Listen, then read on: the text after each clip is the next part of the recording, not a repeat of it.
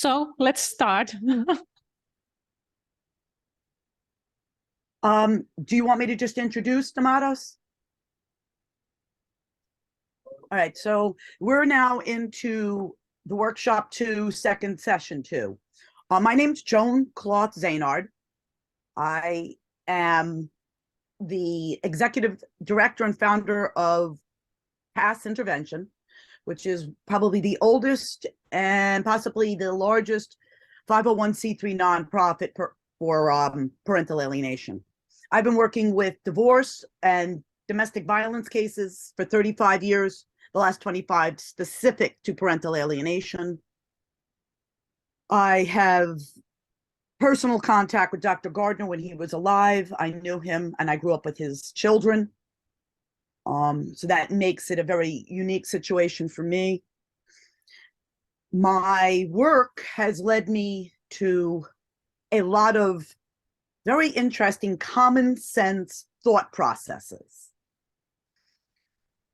Today's session that we're doing here, I believe, is about best interests of the children, and making sure that we're doing things and understanding how the importance is to shared parenting. So for me, don't get me wrong, I have a master's in marriage and family therapy, magna cum laude. I've got a massive number of acronyms and letters at the end of my name, but I come back to common sense and the critical thinking. So I came up with 13 common sense rules or explanations that apply to shared parenting. The first one, common sense 101. This is my basis. If this was an intact family and this behavior is not acceptable in that intact family, then why is it allowed in a divorced family? It shouldn't be different just because a family's separating and getting divorced. Common sense 102. The family court presumption. Well, when you go into probate court, it's presumed that it's joint shared custody. Well, why is this not happening in family court? Why is it not presumed joint shared custody? We're giving it to guardians and people who are in the middle of adoption or whatever, then it has to apply also in the family courts. 3, if an intact family cannot be forced to pay for secondary college or child support for a child, then how does it change just because you're divorced or separated that now the dynamics change and you have to pay for secondary education, you have to pay child support? If you were sharing 50-50 in the marriage, it's common sense. Why are we changing things just because there's a separation and divorce? Number 4, $1 doesn't become $2 just because you get divorced. It's still the same amount of money. Minors' decision-making. This is, in part, a lack of understanding by the judges. If in an intact family, children are not allowed to drop out of school, they're not allowed to violate the law, they're not allowed to hurt others, they're not allowed to disregard and disrespect their parents, how are they giving children the ability to decide if they're going to see a parent or not? Or even more momentous, whether they're going to remove a parent from their lives. Common sense. If they can't do it in an intact family, why are they being allowed to do it in a, divorcing situation? Number 6, if during the marriage they had a healthy relationship, this shouldn't change just because we've got a divorce. Common sense. If there was a healthy relationship, it should continue into and through the separation and divorce. Age of majority. If in an intact family, children are not allowed to vote until the age of 18, then clearly they don't have enough emotional and mental maturity to make a decision so momentous as to remove a parent from their lives. It doesn't change just because there's a separation or divorce. They still don't have this emotional mental maturity. They're not even allowed to drink or smoke till they're 21. They're not even allowed to rent a car till they're 25. And that may be specific to the United States, but I suspect that other countries have similar laws. Number 8, just because a parent and a child have a disagreement doesn't mean the child gets to disown the parent. If they're not allowed to disown the parent in an intact family, why are they allowed to disown the parent in a divorced family? There's a belief that children are resilient and they'll survive through this. No, it's not true. Not all children are truly resilient. Part of the problem is, as this divorce goes, if it's very hostile, if there's a lot of anger and rage, and the children feel like they're splitting, their emotional mental maturity actually gets delayed. So the reality is there aren't even fully developed until the brain isn't fully developed to 25. Their mental emotional maturity isn't even done till 35. How could they possibly make a decision and say it's okay to disregard a court order? They're just not, they don't have the resiliency to make these decisions or to be able to handle this deflect and tearing them apart between their parents. It literally makes them split. I believe this may also be why we are seeing so many gender identity issues. Yes, I get society has changed, but we're seeing a prevalence that many of these gender identity issues are, the children also come from separated and divorced families. Blocking a relationship. If it's not okay to block a relationship in an intact family, or even in a family where there's a separation and a divorce and it's going along swimmingly, why does it change just because it's a high conflict situation? It's not okay. If it's not okay in an intact family, if it's not okay in a separated divorced family where they're doing things by the book, then it shouldn't be okay in a high conflict divorce. Child's refusal. And this is number 11.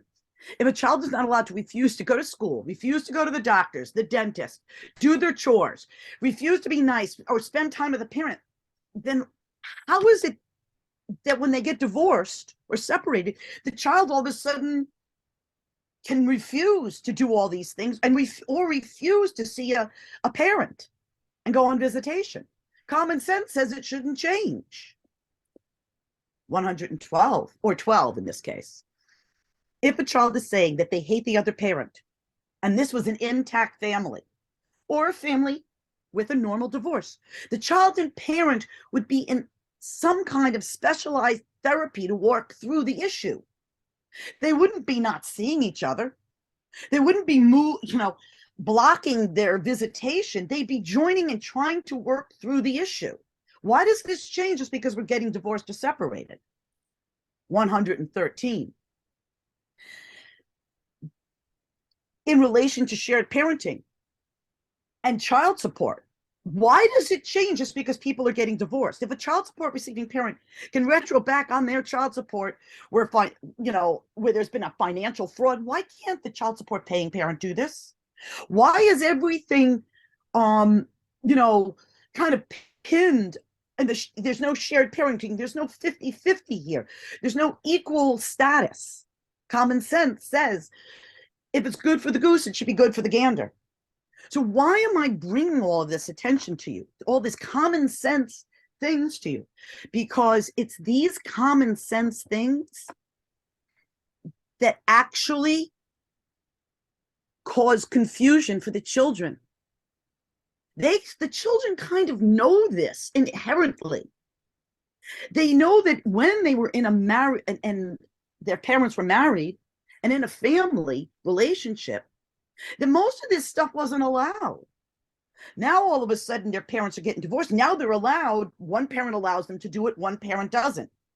One parent might be afraid to even say anything because they're afraid if they do, it's going to be used against them. This leads, obviously, to the children splitting and the children's executive functioning skills being damaged. What do I mean by executive functioning skills and interrelated to resiliency? Well, first of all, resiliency is that ability to, come back from a major issue or difficult situation. Children of alienation don't have this emotional mental maturity because at the time that the abuse began, their emotional mental maturity got delayed. And if in many cases stopped entirely.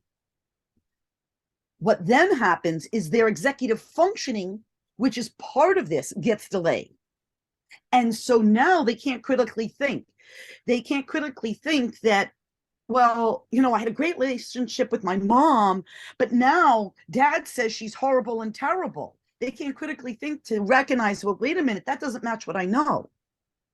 Yes, there's more involved here, but this is kind of like the stepping stone that leads to this complete alienation because of the confusion, and they have to take a side. They go into self-protection mode, and they know that their abuser, the psychological abuser, will abandon them if they don't side with them. And they know the other parent loves them unconditionally. And this is where we start to snowball into the child now hating the parent, being rude, nasty. Now, one of the things that's part of proper executive functioning development and emotional mental development is making sure the parents support adult-child relationships, making sure that the child has good self-worth, self-esteem, and a sense of control of themselves. They're also, part of this is supposed to be providing, adaptive skills and self-regulatory, abilities so that they know when to respond and how to respond. And then also giving them inner faith or hope or cultural traditions. Well, these are exactly the things that the alienating or aggressive parent doesn't want the child to have. So now, when these things are taken from the child, it causes them to be unable to really understand or function and do all the necessary development of their executive functioning. There are actually 10 areas of executive functioning. But first, I want to go back to one other thing, the human brain development. We start out up to about age 8 with the concrete brain, which means a horse is a horse because it's got hair. It does not have fur, it has hair. It runs fast, it's got 4 legs, and it says, nay. Then the child progresses into the abstract brain where they start to ask, well, why, what, where, when? It's when the child hits that stage that the alienator gets paranoid, because they start to get afraid that the child is going to ask a question and they're going to start to side with the other parent, and they start to pour on the alienation. And then, of course, you get the preteen brain. It's putting everything into practice. And they say that the preteen brain is actually more conscious of things and aware of the proper things to do sometimes than the hormonal brain of the teenager. All of this eventually boils down to the frontal lobe and the hypothalamus and the pituitary gland, all parts of the human intellectual brain and how it works, and the hormonal brain and how it works. And then this all leads into executive functioning and our ability to critically think. This skill is so critical in adulthood.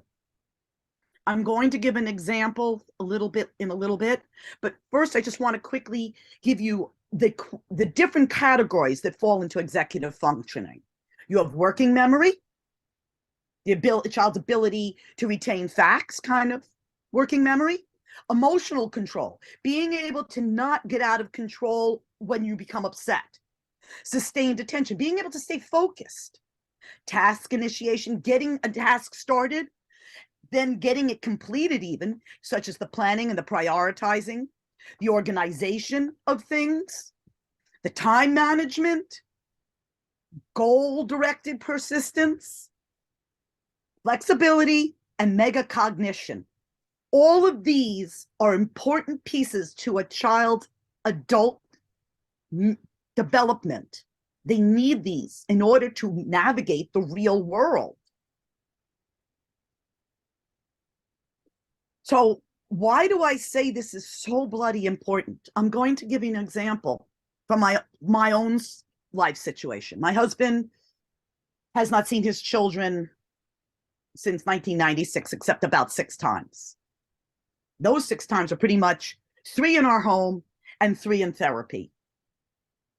I have barely seen my stepkids, which is fine. They believe that we are horrible, terrible people who tried to take them away from their mother. Can't fix this. This past summer, I was at a funeral a memorial service for a good friend of ours who was a musician. There was a gentleman on the stage playing saxophone that looked a little familiar, but I wasn't sure. So I asked a few people. They said they didn't know. So I walked over to the widow whose son was on the stage about to play. And she said, looked at him, turned around and looked at me and said, I don't know who he is. But as she said that, this gentleman jumped off the stage, lunged at me, and shoved me as hard as he could to the ground on top of other people at a memorial service for his best friend's father. I don't know about any of you, but that's the kind of behavior of like an 8, 10-year-old, maybe a hormonal 12-year-old. Clearly, this child had no executive functioning and critical thinking skills to understand that it was inappropriate to do this. Now I'm going to tell you how old he is. He was 33 years old at that time. This is how set back parental alienation can do. Well, how does this equate to shared parenting? Shared parenting helps to give the child the ability to have more than one role model. They'll have 2 role models. They will have, because both parents bring specific things to the table. My husband's really good at construction and doing carpentry. I can't do that. But I'm really good at other things that he can't do. So shared parenting brings this ability to help the child get the executive functioning skills either in one home or the other. It keeps the child from splitting and not being able to process and progress through his emotional or her emotional and mental maturity. I believe that shared parenting is essential if we want these children to grow into mature, healthy adults. And one of those ways is to make sure the courts are recognizing the 13 commons, and that's only 13. I'm sure we could come up with 20 more. Common sense, rational thoughts about if it's good in the intact family or a normal divorced family, why is it not okay and allowed to occur in a divorced family? Folks, I'm not sure where we go from here and how long I'm supposed to talk, but I think I've given you a pretty good understanding of where